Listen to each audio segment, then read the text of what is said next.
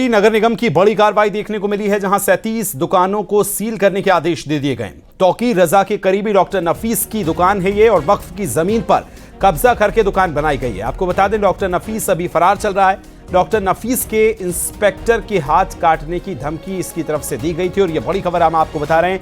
वक्फ की जमीन पर इसकी प्रॉपर्टी बनी थी। डॉक्टर नफीस अभी फरार चल रहा है, और साथ ही डॉक्टर नफीस ने इंस्पेक्टर के हाथ काटने की धमकी दी थी, लेकिन 37 दुकानों को सील करने का आदेश दे दिया है। खबर को विस्तार देंगे, सहयोगी रामविलास ज्यादा जानकारी के साथ जुड़ गए। रामविलास, बताइए किस तरह से 37 प्रॉपर्टी को चिन्हित किया गया है, कौन कौन की प्रॉपर्टीज और किस तरह से अवैध कब्जे करके बनाई गई हैं? जी देखिए, ये थाना कोतवाली इलाके के बेहद ही पॉश जगह पर वक्फ की संपत्ति थी, जिस पर 37 दुकानों को कब्जा करके, जमीन को कब्जा करके बना लिया गया था। सबसे खास चीज ये है कि इस जमीन पर जो ये दुकानदार काबिज थे, ये 1-2 साल से नहीं बल्कि पिछले करीब 30 साल से यहाँ पर दुकानों पर काबिज थे, और कहीं ना कहीं जो अपनी दबंगई कह लीजिए या फिर वक्फ बोर्ड में इस तरीके की उन्होंने पैठ बना रखी थी। जो यहाँ पर जो इसका मालिक बताया जा रहा है दुकानों का, डॉक्टर नफीस को बताया जा रहा है, जो कि आईएमसी का राष्ट्रीय महासचिव है, जिसने इन दुकानों को बनवाया था, कब्जा कर लिया था, और इन 37 दुकानों से जो पैसा वसूलता था और उस पैसे से जो है अपने कामकाज आगे बढ़ाता रहता था, अपनी पार्टी को मजबूत करने की कोशिश करता रहता था। लेकिन जिस तरीके से जो आईएमसी का जो राष्ट्रीय महासचिव डॉक्टर नफीस रहा है, इसने आइलम मोहम्मद पोस्टर पर जो विवाद इस तरीके खड़ा किया, और इसने ही बरेली के थाना किला के इंस्पेक्टर के लिए पोस्टर विवाद में हाथ काट लेने की धमकी दी थी। इसके खिलाफ मुकदमा दर्ज है। जब से इसके खिलाफ मुकदमा दर्ज हुआ है, तब से ये फरार चल रहा है। तो जो ये फरार चल रहा है, पुलिस इसके लगातार पीछा कर रही थी।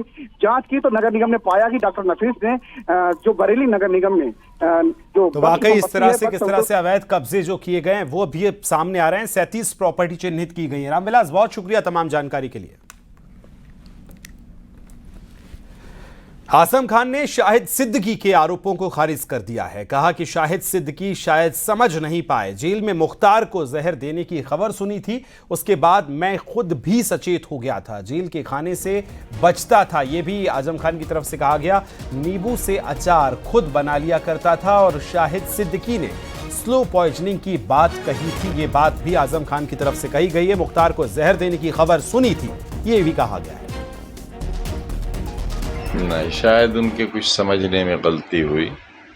उनके इखलास में कोई कमी नहीं है, बहुत अच्छे इंसान हैं। अपने वालिद मरहूम से एक विरासत संभाले बैठे हैं। मैंने अपने बारे में इस तरह नहीं कहा था, वो कहीं मिसअंडरस्टैंडिंग हुई। मैंने ये बताया कि जब टीवी पर और अखबारों में मुख्तार अंसारी साहब के इंतकाल की खबर आई और ये भी खबर चली कि कहीं ऐसा हुआ कि उनको स्लो पॉइजनिंग की गई, तो उस खबर से मुझ पर ये असर हुआ कि मैं खुद बहुत मुहतात हो गया।